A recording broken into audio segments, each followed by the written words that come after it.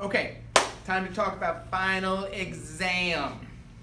But I thought we already took the final. I mean, we submitted a final to the college course already.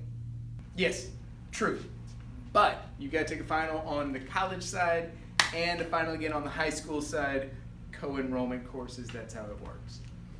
Well, the dual credit classes don't take their finals. They take their college finals and then they're done with the class. They don't have to take one for the high school side. I don't know what to say about that. Let me just explain, and then if you have questions afterward, we can deal with questions then. Okay, so for the final, you were going to write a persuasive essay, another rhetorical analysis. It'll be 3 to 5 pages. You'll have an hour and a half in which to complete the assignment and review all of the skills that we've discussed and studied and practiced over the course of the year. It should be easy enough for you. But wait, we only have a class period to write this? That seems like a short amount of time. You got an hour and a half. That's how much time we're given for the final exam. I do not recall whether this class will be split over 2 class periods or not. But yes, it is a timed task. That's a good point. But that seems something like AP classes should be doing. They've been practicing timed writings, and we take about 2 to 3 weeks to write our papers, so that wouldn't make sense. Guess you'll just have to try really hard. All right, moving on.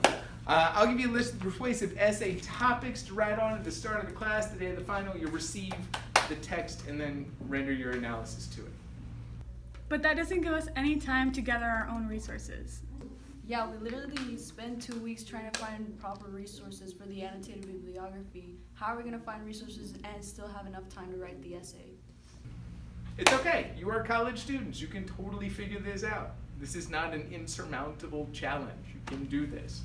Also, you can't ask anyone for assistance during the task. You're all entirely on your own. So everything has to be just you.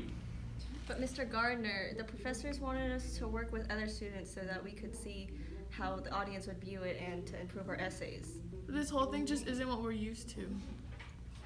Yeah, Mr. Gardner, this final doesn't sound like it was meant for an honors class. I mean, don't get me wrong, we definitely have the skills to write this essay, but the way that you're describing it isn't the way that we're used to writing. Yeah, I mean, we were taught to spend time on our research, not rush through it in a single class period. If we're gonna take this final, it's not gonna prove that we learned anything in the college course, because we're not gonna be able to use those skills in the right way. I don't disagree, but I'm not entirely sure what you want me to do about it. I'm just following the rules as they're given to me. It's not like I can just go say, hey, Ms. Zimick, they really don't want to take a final, so, huh? Well, what if we talk to her instead? What do you mean?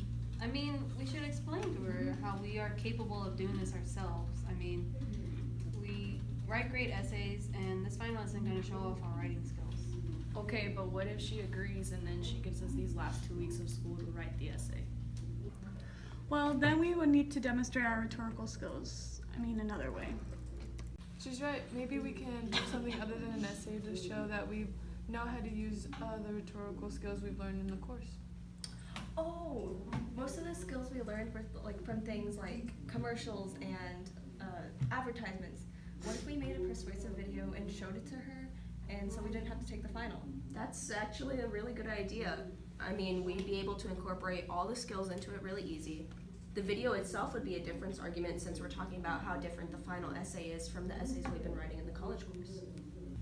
Yeah, and then we can display logos through facts, like how all of us passed our college course, right? Mm-hmm. We can show ethos through it too, because I mean, we are actual college students and we literally got the college credit. And we can explain pathos, explaining how we like to spend more time with our family instead of having to prepare for the final.